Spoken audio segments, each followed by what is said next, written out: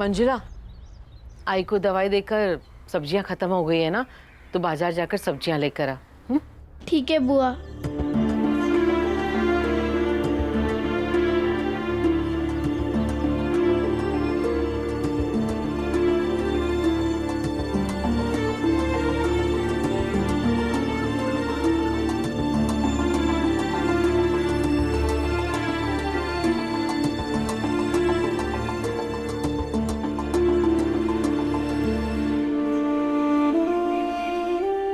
आई दवा P low. तुलसा चल, बुआ बुला रही हैं।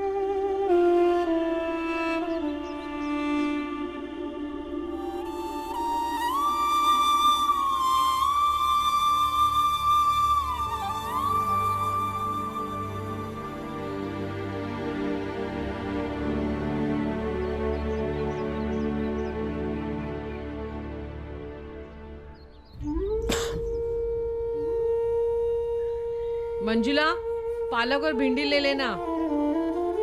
नहीं आई। पालक नहीं खाना, अब वो भी अच्छा बनाती है। हाय, मुझे भी गोभी खानी है। लेकिन शीरा पत्ता तो और अच्छा लगता है। शीरा मुझे भी बहुत पसंद है। आई, मुझे मिर्ची का ठेचा। तुम लोग चाहे जो भी कहो, लेकिन मुझे मेरे घर वाले की हाथों की बनी परवल बटाटे की सब्जी अच्छी लगती है। अब गोभी अच्छा बनाती है। मुझे भी गोभी खानी है। शीरा मुझे भी बहुत अच्छा लगता है। मुझे मिर्ची का ठेचा। मुझे परवल बटाटे की सब्जी अच्छी लगती शीरा है। पत्ता तो और अच्छा लगता है।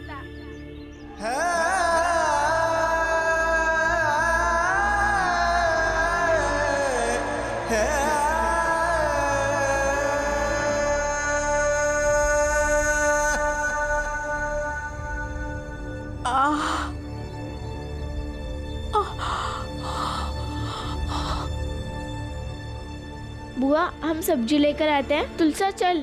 हाँ, संभल कर जाना। हाँ, जल्दी चल। हाँ। कहाँ जा रहे हो तुम दोनों? सब्जी लेने। लाओ, मैं लेकर आता हूँ। अरे बाला, रुक, देख मैं लाती हूँ सब्जी। मैं जा रहा हूँ ना। आप अरे मैं ठीक हूँ बेटा अभी। हाँ देख, एकदम ठीक हूँ। अरे बहुत सारी सब्जी लानी है, फिर दूध और शक्कर भी लानी है, जीरा भी बनाना है। अरे हाँ, तुम रसोई और बर्तन साफ करके रखना, और तुम बुआ का ख्याल रखना। हाँ, मैं अभी आती हूँ। किसी की नहीं सुनेगी ये। महाराज, विश्वास नहीं हो रहा, ये भीमाबाई इतनी जल्दी कैसे मान गई कर देने के लिए। और शायद हमारी जीत की शुरुआत यहीं से होगी। अब आप आगे की रणनीति पर काम करो।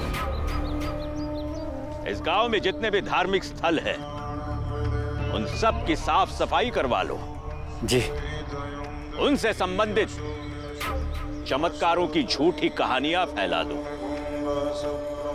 ताकि लोग आकर्षित होकर अपनी इच्छाओं को पूरा करने के लिए दौड़ते हुए यहां पर चले आए। और जैसे ही आए तो उनसे चंदा के नाम पर, चढ़ावा के नाम पर, दान के नाम पर पैसा इकट्ठा करो। इससे यह जगह धार्मिक ज्यादा होगी। और जहां धर्म का प्रभुत्व होता है, वहां छोटी जाति के लोगों की कोई हैसियत ही नहीं होती। ये सही विचार है। पहले कर लगाना, फिर धार्मिक स्थलों का राजस्व बढ़ाना, यही उचित है महाराज।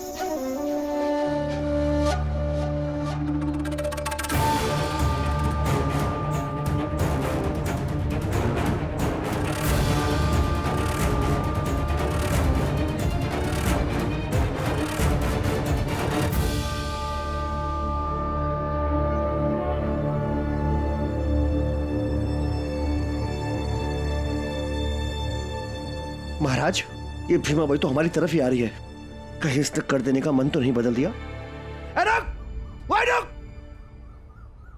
क्या हुआ भीमाबाई, कहीं कर देने के नाम से मुकर तो नहीं रही हो? देख, तुझे समझा रहा हूं, अगर अपने पति, बच्चे पूरे परिवार की सलामती चाहती है, तो जो तूने कर देने का फैसला लिया था ना, उस पे कायम रहना, समझी?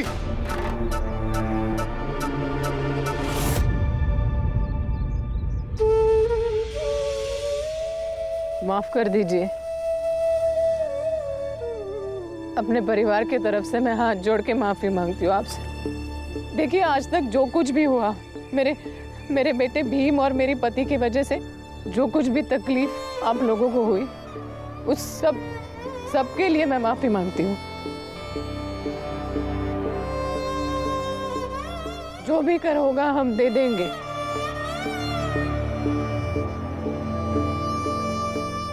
बस एक विनती है आपसे, मेरे बच्चों को, मेरे पति को परेशान मत कीजिएगा।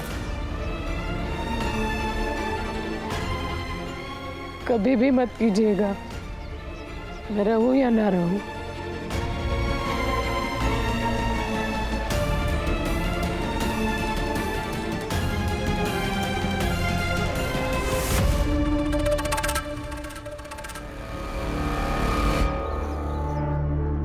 इसने कहा मैं रहूं या ना रहूं, कुछ समझ नहीं आया। भला ये कहाँ जा रही है? अरे मंगेश, क्या पता भीमराव ने इसे झूठे सपने दिखा दिए होंगे और ये 7 समुंदर पार जाने की सोच रही हो। सही कह रहे पंडित जी आप।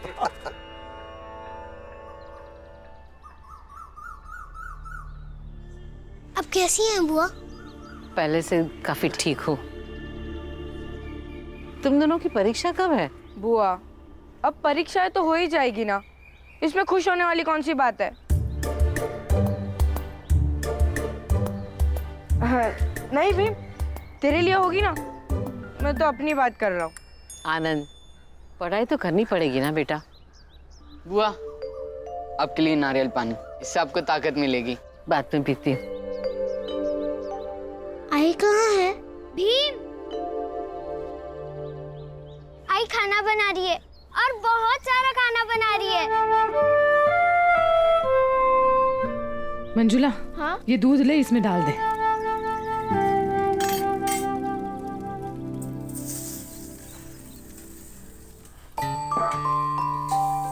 चल कांदा काट।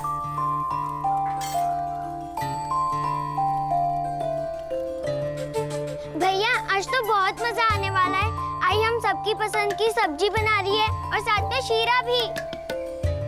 क्यों? क्यों का तो पता नहीं, लेकिन भाभी कह रही थी कि आज से रोज सबकी पसंद की सब्जी बनेगी।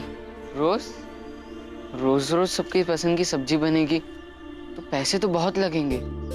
अरे बाला भैया, मुझे लगता है कि आई अचानक से अमीर हो गई है। चल हाथ कर दो, चल। भीम, मुझे कुछ शंका हो रही है। तेरी आई पहले तो कभी ऐसा नहीं करती थी। चल दिला। तू एक काम ढंग से नहीं कर पाती है तू, हाँ? गिरा दिया ना सारा कुछ। पता नहीं ससुराल जाएगी तो कैसे होगा तेरा। अरे आई डांटो मत ना, कुछ नहीं कर पाऊंगी तो मायके भाग कर चली आऊंगी और आपसे आके पूछ लूंगी कि कैसे करते हैं। एक मारूंगी ना तुझे। ससुराल से भाग के आएगी तू? जीवन में ऐसा कभी सोचना भी मत था। देख, एक बात ठीक से समझ ले, शादी के बाद ससुराल ही लड़की का असली घर होता है।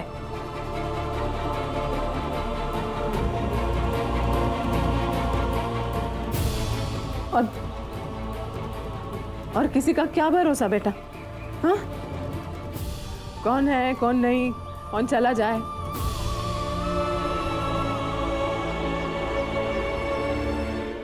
तो मंजुला, समय रहते सब कुछ सीख ले बेटा।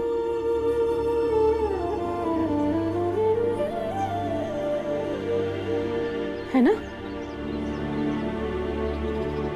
चल।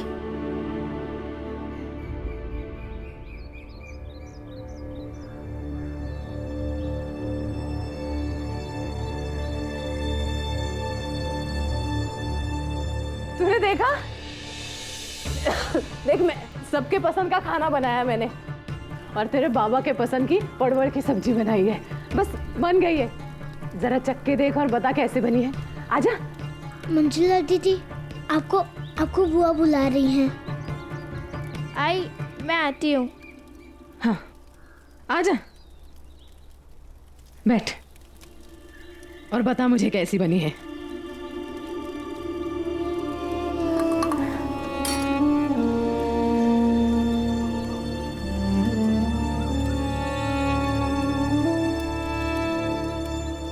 कैसी बनी है?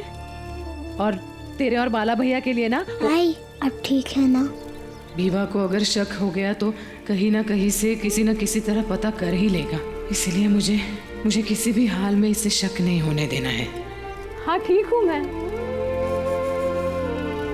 बीवा, ठीक हूँ मैं, तो चिंता मत कर। अभी दवाई भी ले ली ना मैंने।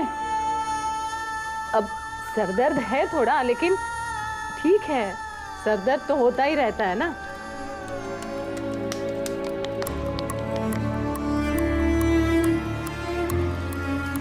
पता है मुझे तू क्या सोच रहा है, यही ना कि जो आई एक एक पैसे का हिसाब रखती है, वो इतना सारा खाना क्यों बना रही है?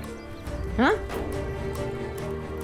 सुन, मैंने किसी को कहते हुए सुना था कि अगर भगवान को खुश करना है ना तो तरह तरह के पकवान बना के उसका प्रसाद चढ़ाओ, बस भगवान खुश हो जाते हैं। अब मेरे लिए तो मेरे पति, मेरे बच्चे, तुम लोग ही सब कुछ हो ना, तो मैंने सोचा कि मैं भी तरह तरह का सबकी पसंद का खाना बनाती हूँ, तो तुम लोग खुश हो जाओगे, है ना? आई, बाबा भी तो नहीं है। जब आप इतनी मेहनत से इतना सब कुछ बना रही हैं, तो उन्हें भी तो खाना चाहिए ना।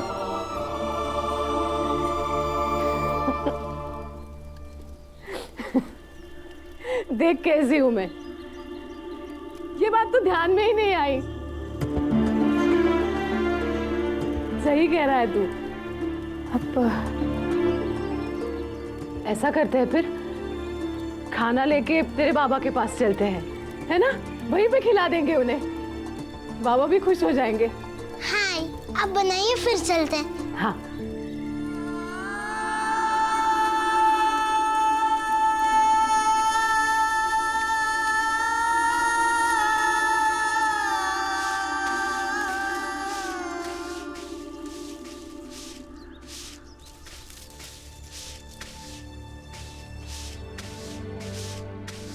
राम जी। जी सेठ जी। बाकी लोग तो छुट्टी लेकर जल्दी चले गए, तुम अभी तक काम कर रहे हो? तुम्हारा अपने काम के प्रति समर्पण देखकर मेरे मन में तुम्हारे लिए आदर भाव आ गया है। तुम रिटायर्ड सूबेदार होकर भी अपने परिवार के लिए ये काम कर रहे हो, ये बहुत बड़ी बात है। मैं सबके सामने तुमसे ऐसे बात नहीं कर सकता हूं जैसे अब कर रहा हूं। मेरी मजबूरी को तुम समझ सकते हो। सेठ जी, बुरा ना माने तो एक बात कहूं? हाँ कहो।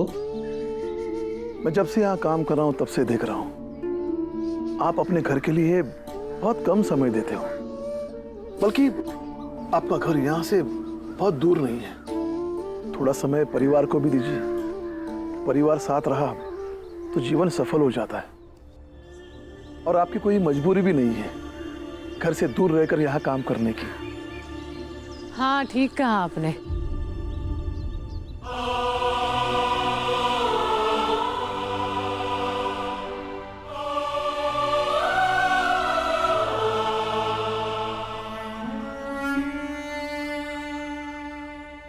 आप अपने परिवार के पास नहीं आ सकते ना, तो लीजिए, आ गया आपका परिवार आपके पास।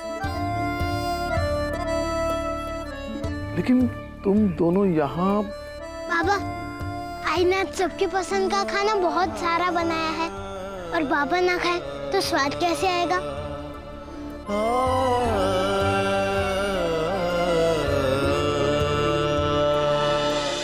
आप हाथ धो लीजिए, मैं खाना परोसती हूँ। दे सेठ जी, यहाँ पे बैठ सकते हैं ना? सेठ जी, मैं जानता हूँ कि अब छोटी जाति के लोगों का खाना तो नहीं खाएंगे, लेकिन बाबा कहते हैं कि खाने से पहले सबको पूछ जरूर लेना चाहिए। हाँ बेटा, तुम्हारे बाबा ने जो सिखाया है वो तुम जीवन भर याद रखना, और बचपन से जो मुझे सिखाया गया है वो मैं भूल नहीं सकता। तुम लोगों के साथ खाना तो नहीं खा पाऊंगा, लेकिन दुआ करता हूँ कि तुम सब ऐसे ही साथ रहो और खुश रहो। बस यही तो नहीं हो सकता, अब हम एक साथ नहीं रह सकते।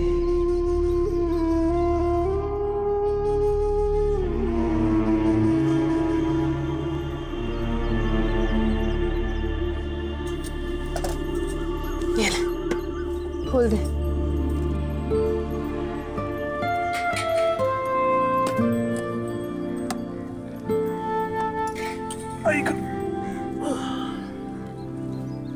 जी पानी कहाँ से लाऊं? वहां मोरी के बाजू में। यहाँ? हाँ अभी आई, बस खोल के रख। सही कह रहे थे राम जी, मुझे अब घर जाना चाहिए, अपने परिवार को भी समय देना चाहिए।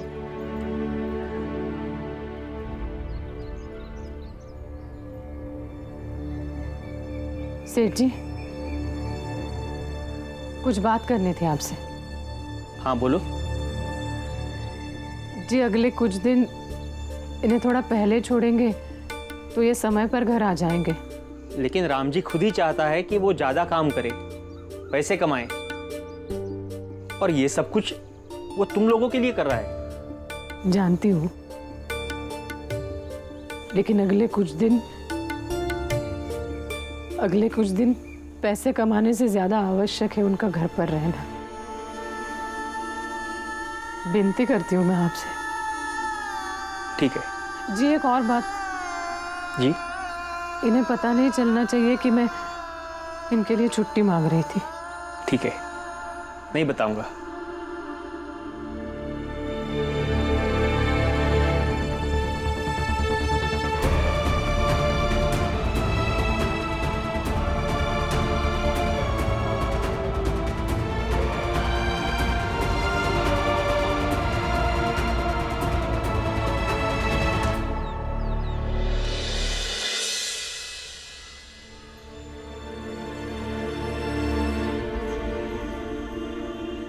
ये क्या था भीमा भाई? क्या? यही कि तुम अपने पति के लिए छुट्टी की मांग कर रहे थे, और इस बात का मुझे पता नहीं चलना चाहिए। ऐसा क्यों? बस ऐसे ही।